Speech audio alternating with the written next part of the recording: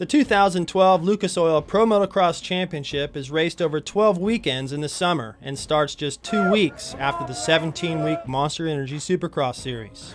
That's not much time for these athletes to relax, recharge their batteries, and spend time with their families. After round 5 at Budds Creek, the riders and crews would get a 3-week break to do just that.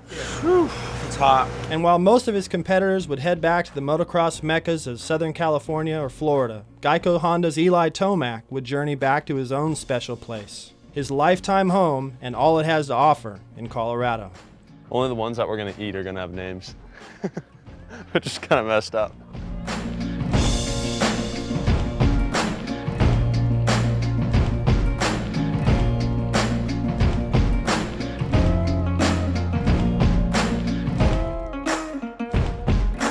We use probably 4 cubic feet per second, and it's running 24/7. So Oh my God. you can do the math, but it's a lot of water. The mountains of Colorado are not known for producing world-class motorcycle racers, but providing the terrain and elevation for world-class mountain bike and ski racers. Well, I was in Durango most of my mountain bike racing career. We wanted a bigger piece of property and, you know, a place to raise the boys that was kind of unique and out of the way, and it gave them a good experience growing up. Mountain biking I started when it started getting big in Durango, and then I started downhilling, and then I went to cross country. And then I met John and had a kid, so I couldn't compete too much. I can't complain about, you know, where I live at all. You know, I have like a huge ranch, my own track, you know, basically to do whatever you want on. I think he won his first title when he was maybe in that 7 and 9 age group.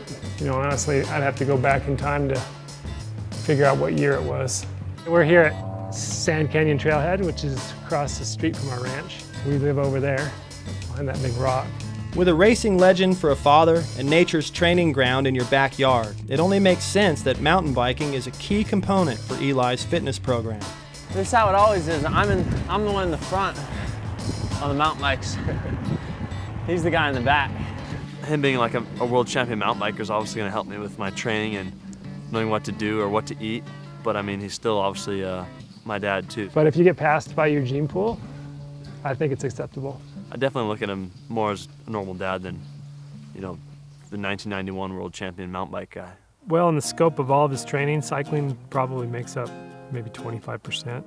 When I come out here, well, like say if it's a week after Red Bud or something and you go out there and get 5th place in that first moto, or if you don't get a podium, it always just like fuels the fire for, you know, the next week's training. It seems like it just makes it easy and gets you nice and pissed off.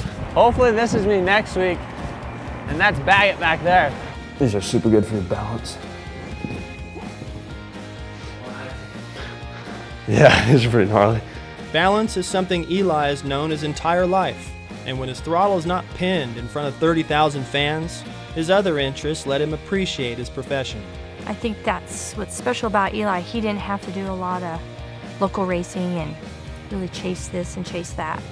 We let him be a kid too, and he rode his mountain bike, he rode his BMX bike, skateboarded, archery. We just didn't really make it just motocross, motocross, motocross. I'm pretty big into golf. It just seems like one thing, you know, a moto guy can do to kind of get away from everything. Like, you know, just you go out there, it's more peaceful. There's not like 120 decibels of noise just grinding away in your brain, but I shoot like mid 80s, you know, low 80s on a good day, so. Where's that go? Goes up into the loft there. There's a little house up there. Yeah.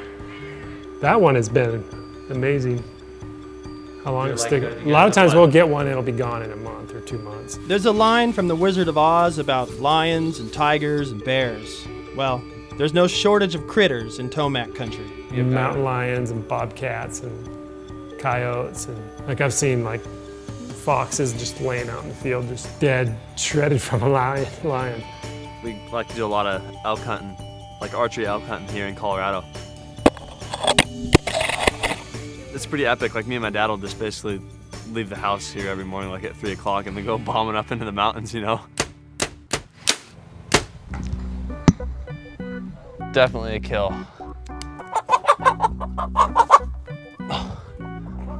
I'm not a good chicken handler. roasted chicken.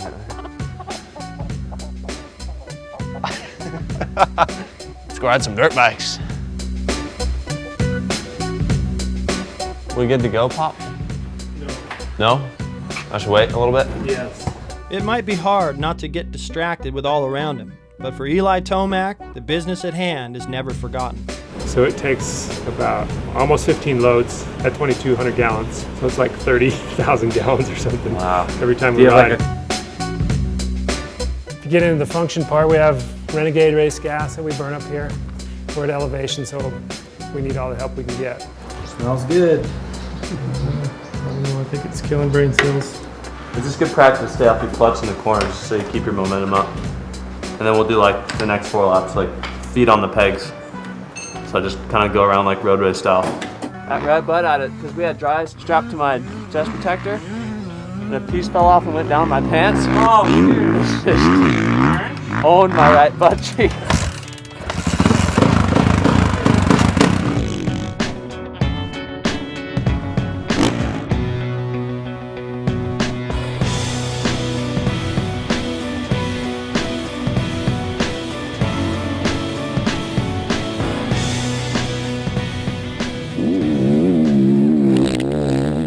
Ride a 250 up here at elevation, the thing feels like it's a 125.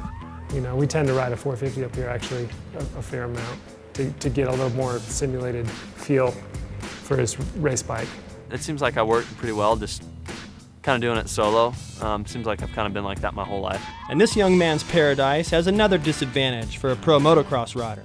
There's no like other top pro in this area, you know, you can just call up and have them come down and ride, you know.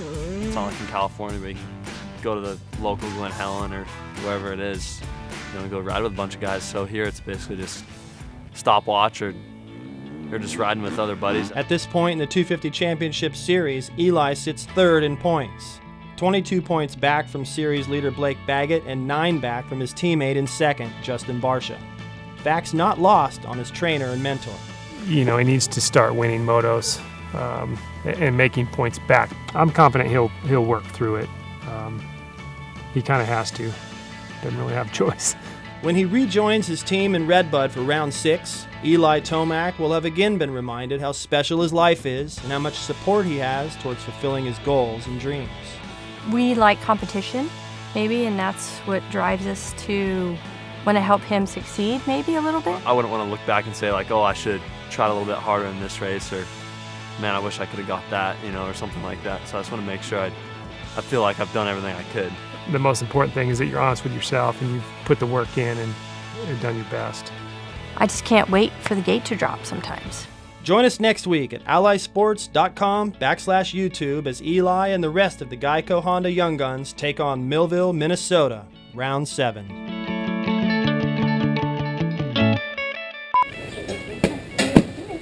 Oh no, did he poop right there for you?